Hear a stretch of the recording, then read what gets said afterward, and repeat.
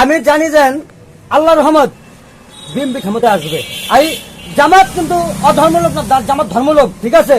তাকে ভক্তি করি, তাকে শ্রদ্ধা করি, হ্যাঁ, 5 ওয়াক্ত নামাজ এটা আল্লাহর কায়েমের জন্য, এটা আমি মানি, হ্যাঁ। কিন্তু বিএনপি এই 5 বছর বিএনপি ক্ষমতা আইবে, বিএনপি আমি দোয়া করি ইনশাআল্লাহ। আমি তো আশা মনে করি ভাই জামাতের পাশে ক্ষমতা আসবে ইনশাআল্লাহ। আমি তো মনে করি জামাতের পাশে ক্ষমতা আসবে, জামাত ক্ষমতা আসবে। আচ্ছা দেখা যাক, আপনার ভোট আপনি দিবেন যারে খুশি তারে দিবেন, আমার ভোট আমি দিব যারে খুশি তারে দিব, এই তো ঠিক, এটা আমাদের এটা মনে করেন সবার জন্য একই অবস্থা, হ্যাঁ। কিন্তু আমি মনে করি আল্লাহর রহমত বিএনপি আসবে। আপনি কি বলেন? আমি তো মনে করি ভাই জামাত এবার ক্ষমতা আসবে। আচ্ছা, খবর খবর ভালো ভাই। আসসালামু আলাইকুম ভাই। ওয়ালাইকুম সালাম। ভালো আছেন আপনি? ইনশাআল্লাহ ভালো লাগছে ভাই। আল্লাহর রহমত কেমনে কি করবেন? আমি তো আছি আমার জামাত দেই ভাই। আমি তো আছি আমার বিএনপি লয়া।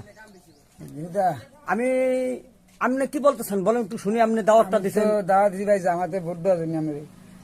আলহামদুলিল্লাহ, জামাত একেবারে খারাপও না, কিন্তু আমি বিএনপি করেছি মনে করেন আমলিকের আমলে অত্যাচার অবিচার হয়েছি, অথচ আমলিকের লাগে মিল দিয়েও ভাও দিয়া চলছি। কথাটা বুঝছেন?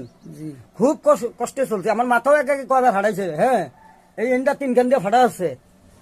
আর আমার মনে করেন এই আমলিকের আমলে আমার গরুটা নিয়ে আটকায়া গাড়ি বাড়ির সদিলে 3,000 টাকা খাইছে আমার, হ্যাঁ। আমি 2,000 টাকা নিছি, সত্য কথা যেটা। আমি কইছি হুন আমার খাইছস, আমার টাকাটা দিয়ে দে।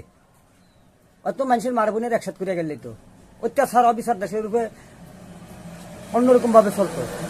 আর আপনার আমার মনে করেন আমার তো মনে করেন আল্লাহ রহমত তারিখ যে তো দেশে ফেরবে ইনশাআল্লাহ, আশা করি। ফেলে ভালো ভাই। হ্যাঁ, ফেরবে। আপনাকে জামাতেও ভোট পাইবে, মনে করেন পাইলো 3% হবে। আর আগে আসবে বিএনপি ক্ষমতা ইনশাআল্লাহ। কথাটা বুঝছেন? আমাদের প্রধানমন্ত্রী মাননীয় প্রধানমন্ত্রী খালেদা জিয়া, কথাটা বুঝতে পারছেন? সে তার ছেলের সাথে দেখা করতে গেছে।